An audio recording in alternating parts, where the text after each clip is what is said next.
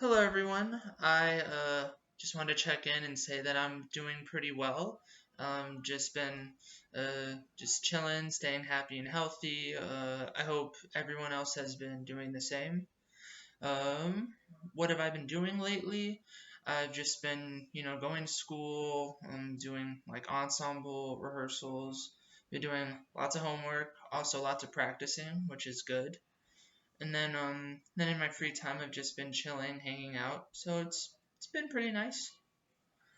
So, tell us a bit about your assigned composer. So, my composer that I chose to do my research on was Guillaume de Macault, and he was a 14th century French composer and poet, and he lived from around 1300 to 1377. Um, he was actually considered to be one of the most important, if not the most important, composer and poet of the 14th century. Just his works were really something, and just the way that he used the styles and ideas of like polyphony and also consonants and dissonances with his works, I feel like that's what made them really stand out and really be popular. With that, at the time, he was also considered to be the first artistically important composer of polyphonic music. And also, he converted a lot of his poetic works into those lyrical pieces, which is really interesting. So, as a part of my research for learning about him, something I tried to do was get a lot of background on what his surroundings were like.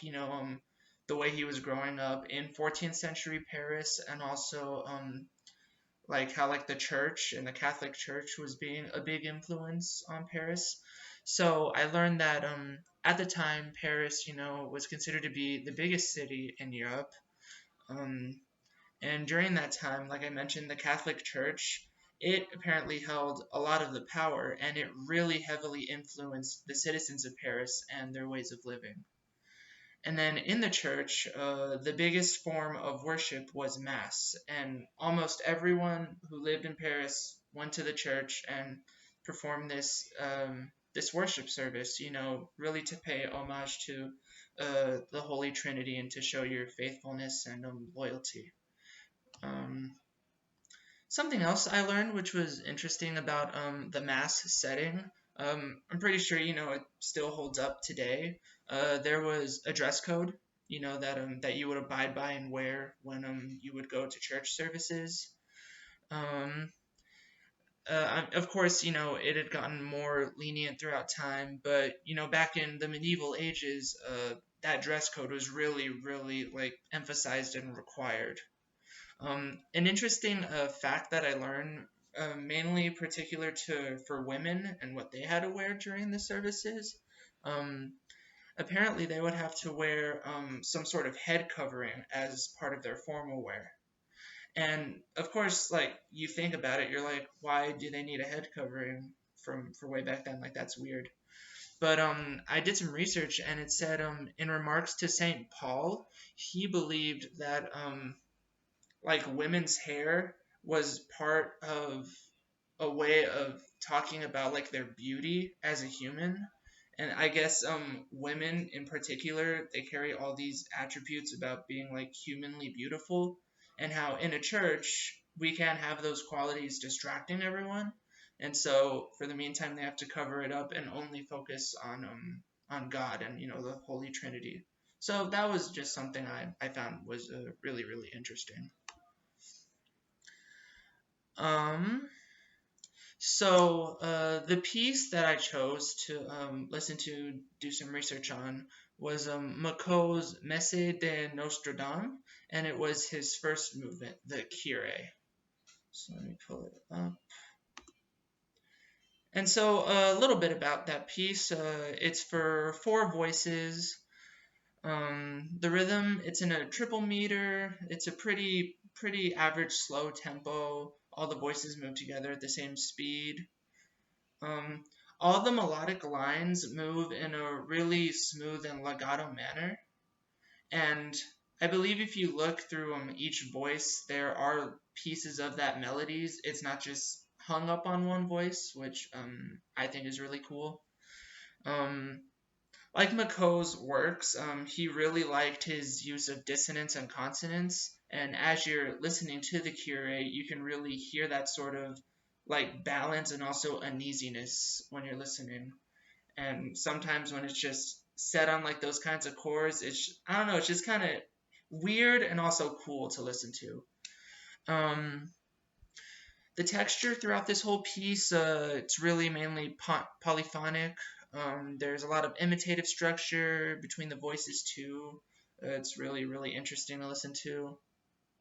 I believe there are at least 9 verses. I'm pretty sure, and all the lyrics that are being sung they're in French, and mainly the lyrics, if you were to translate them, they're really paying worship and service to God and all of His glory, asking God to bless, forgive, and love everyone, and so all the praise and worship is going to Him. And so for my original connection, to be honest, this was a little tricky to think about at first because, I mean, Mako's works are really good, but to me they're centuries old, and to me something that far back and dated, sometimes it could be hard to find like a way like for like a thesis and an argument. But something that I found was interesting, and hopefully it's a strong enough point, is I considered looking at his poetic works and how he went about doing those, while also doing his musical works. And I discovered, like how he composed his music, um, there was a certain rhythm scheme that he would use for his poems, and certain messages that he would try to convey, and stories as well. Um, it was fascinating to learn that Mako was really invested in the human emotion of love and how it affected people's lives. And I just have a feeling that those sort of themes and the way he thought and lived his life translated into the way that he wrote music.